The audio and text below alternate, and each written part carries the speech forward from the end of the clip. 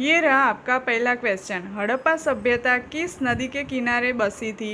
ए Yamuna, B Ravi, सी Ganga, D Saraswati. इस question का सही आंसर है बी रावी। ये रहा आपका दूसरा क्वेश्चन। बुद्ध ने अपना पहला उपदेश कहाँ दिया था? ए गया, बी काशी, सी सारनाथ, डी कुशीनगर। इस क्वेश्चन का सही आंसर है सी सारनाथ।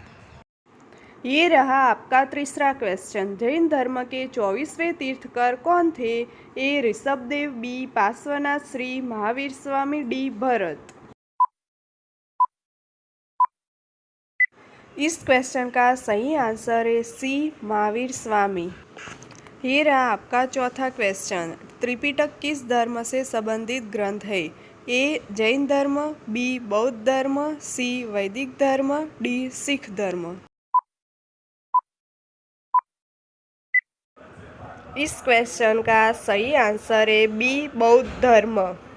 ये रहा आपका पांचवा क्वेश्चन। अशोक ने किस युद्ध के बाद बौद्ध धर्म अपनाया? ए कलिंग युद्ध, बी पाटलिपुत्र युद्ध, सी मगध युद्ध, डी उज्जैन युद्ध। इस क्वेश्चन का सही आंसर है ए कलिंग युद्ध।